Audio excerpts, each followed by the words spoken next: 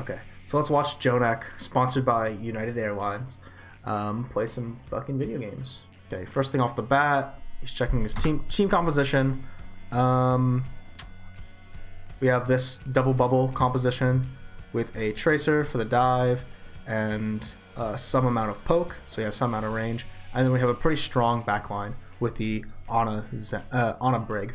So it's gonna be really hard for them to really hit each other. Right off the bat, man, look how disciplined everyone is. Everyone just stands still and waits. That's fucking insane, bro. That's insane.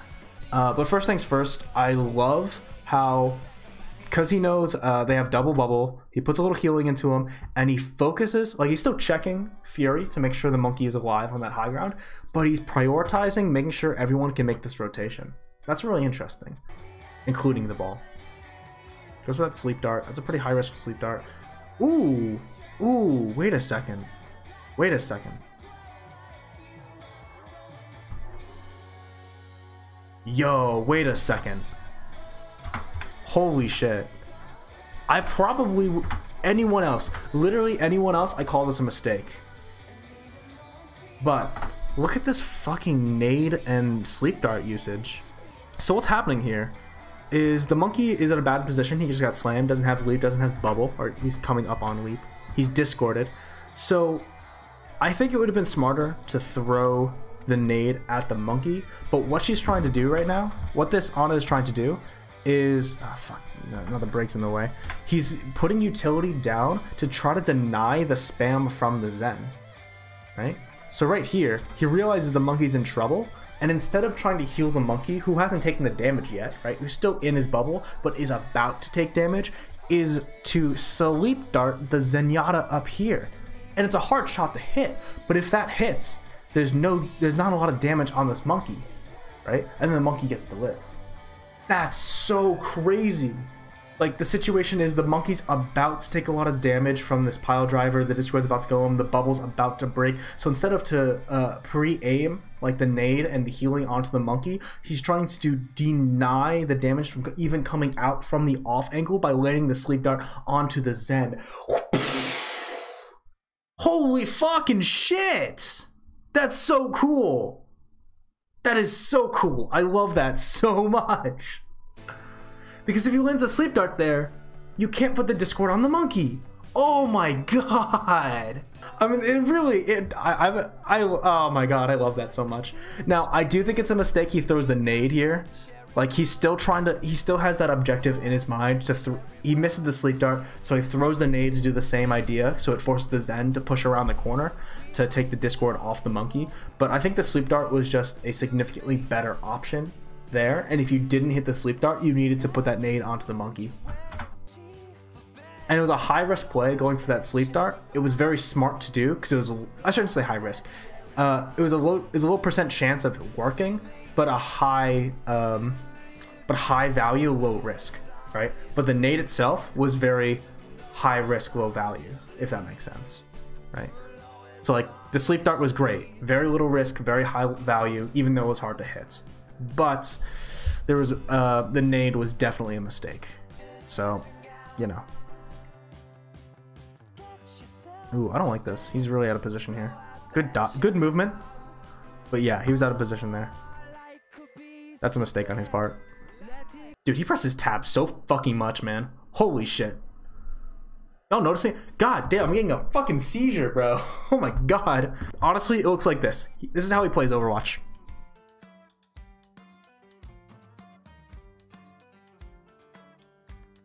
That's so fucking annoying, bro. His team still wants to fight this. And they're strong enough to do so, but they're getting surrounded. They're losing a lot of space, and ultimates are coming out from the enemy team. Maybe that was the objective, but... Alright, so now they're turtling.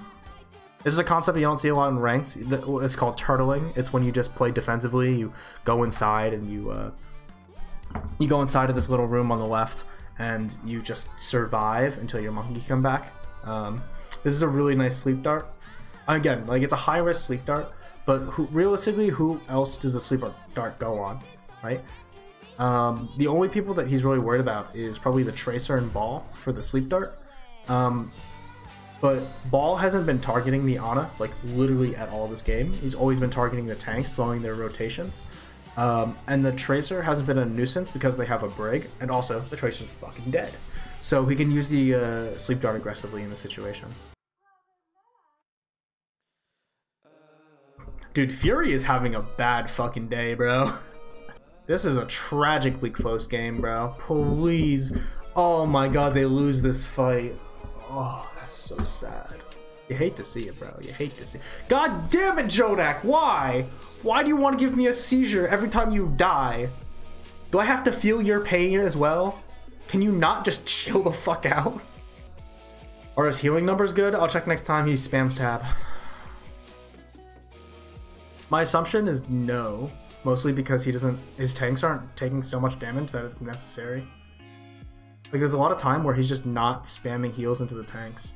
And then he has 10 seconds here, 20 seconds here. Yeah, okay, so he's slightly under. So I always like to say, you want to shoot for 10k healing per 10. Holy shit, that's disgusting looking. Let me try this again. Sorry, my handwriting is horrible. It's just because I'm a lefty using my right hand to draw with a fucking mouse. So you see how all those things kind of add up. Yeah, so 10k healing per 10 is a decent number for Ana. The average for most players is slightly below, right? So if you go slightly below, you're still on mark, right? If you're like 9.5, you're still on mark. But 10k healing per 10 is really easy to calculate at any time because you can just look at the time, look at your healing, and do the quick conversion. So right now, he's about 5 minutes into the game, and he has 4.6k healings. He's slightly under the 10k healing mark. But to be fair, the tanks are being very disciplined and not taking too much damage, and he's doing a lot of work to pressure both the high grounds, Ashe, and the Tracer trying to flank, right? So it's not like he's only getting value from healing. Yeah. I don't think he needs. Oh, here. So he throws nade once there's a lot of pressure. Like, you see, look at that discipline. Look at that discipline right there. He doesn't throw the nade until he knows he has to. So a lot of Anas would see this grab and instantly throw a nade into it to keep his teammates alive. But right here, he's thinking, do I need to throw the nade? If he doesn't need to throw the nade, he is not going to throw it, right? He only throws it once he sees the ball come in really close and the Tracer come in. Right now he knows a lot of damage is coming out. He throws a nade. It's not enough. It gets actually blocked by the bubble, which is really unfortunate. Right, but like if the grab is shit and just does nothing to your teammates, you don't need to expend resources to something that does nothing. Right, just let it do nothing. Oh, we can kind of see the timestamp. It says 5:30 and he's at 5.6. Hey, nice. He's actually at 5:30 right now, which is 5.5, and he's at 5.684. So he's actually now above 10 per 10. Good for him. Oh my goodness, this this random support main is doing so well. There's a lot of confidence in his gameplay too. Like, you don't go for some of these plays if you're a normal player. You have to train yourself in a certain way. Pull off some of these plays. Like, look at that fucking sleep dart. What person in the world would go down there and look for that sleep dart? I'm gonna tell you, Jjonak is the answer. Because here's what I would have done, right? Here's my brain. My brain goes, oh no, monkey in trouble, Tracer inside. I'm gonna go down, I'm gonna throw a nade, hit both of them. If I hit both of them, it forces the recall out of the Tracer, but it also keeps my monkey alive. Jjonak's like, fuck it, I'm just gonna sleep the bitch. And does! Dude, he is falling, being booped, and he doesn't know where the Tracer is before he even pulls out the sleep dart and still lands it. How? Just how? You can't replicate that, man. You can't replicate that. That's nuts. I think nade would have been a safer option there, but I mean, Jjonak's Jjonak. He's gonna do Jjonak things. First things first, this is the second time I saw Zenyatta holding this position. I, from now on, am going to start in this position. It's just really good, and it's really easy to rotate, right? You can either choose to drop down the same way Jjonak did, or you can drop down this way and get back to the Mega, or you can drop down this way and get to the Mega. It's a really safe option. It gives you a lot of scouting potential. You know exactly where the team is going, you know what they have, and you're relatively very safe. That's a really good spot. I'm going to use it from now on. For the most part, I've been starting on the low ground where he drops, but this is a really cool spot. He's just looking for spam damage right now. He's throwing a lot of right clicks out. I think the assumption is that with the Ashe, because he can take so much damage, he wants to throw in right clicks, or he can jiggle peek, right click, and then re-enter safe space. But if he goes like, if he just starts shooting shots like pew, pew, pew, the Ashe might take his head off, and that's going to be really dangerous. I think specifically because of the Ashe, he has to play differently. And you can see him peeking left and right. This is exactly what I was talking about though. Like, I don't do this as Zen. You can see him move left and right, like this. He's just free floating, pun intended. Zenyatta floats. But he's like floating back and forth between the left and right side of his points without much fear. He has trance, so he has trance now. He's looking for meaningful damage. Normally you would spam out the D.Va in this situation, but because he has trance here, I think he's looking for more meaningful damage onto things like Zenyatta, who if he hits the Zenyatta has to back off, and that's a lot less firepower for the offensive team. I think I might have gotten greedy and put a Discord on to one of these players. Puts a Discord onto the Zen, which forces the Zen back, and then the Primal is starting to juggle the Zen. So instead of, I think I would have gotten greedy here and put a Discord on whatever I was shooting. But leaving the Discord on the Zen with the monkey is probably a smarter option. So it's like another like moment where he has really good discipline. You know, like Zenyatta is very greedy in the way he goes for some of his abilities and fights, but he's still smart. You know, and he still will make plays like this, which is a plus. Forces out trance. Play defensive here. You might have to trance yourself. Oh, you're so low. Oh. Tragedy. Why doesn't he trance? I think he thinks the fight is lost there. I think in this situation though, he loses his monkey. They're trancing in. They're low health. This ball can't die. Nothing's low. He has no targets. He's lost all space, and his Ashe was dead. So I think in that situation, he just assessed and went, "We lost. We don't have our main dealer, damage dealer. We don't have our main tank. So how are we supposed to win this?" Even if he tranced, it would have just only prolonged the inevitable. You know, especially with these long respawns. So I think that was the right decision there. You know, sometimes you just call it lost and save your trance for the next fight. Man, pulse bomb for trance. That's a really good trade for the Tracer. That's really bad for Zen. Playing really far back. I don't normally see Zens in this position. Maybe it's a pretty good position. No, guy's there. He did a pretty poor job at tracking that Tracer. Yep, and here's the swap. Discord on the ball immediately. Discord on ball is really powerful. It really messes up a lot of his tactics, you know, because his windows of opportunity become much smaller, and a lot of times that means they're not possible without burning way too many cooldowns or just dying. Man. Just looking for a fancy nade, goes back to a standard location. This is where I normally play. Lands an aggressive sleep dart on the Ashe to deny poke from her. Really good.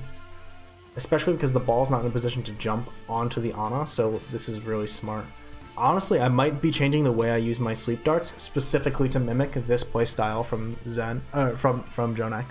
So I tend to hold on to sleep darts only when I get pushed, so I'm guaranteed to have it.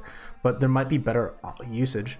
Because I was thinking about this the other day. It's really hard to deal with people on the high ground if your teammates aren't dealing with them as a Ana or Zen.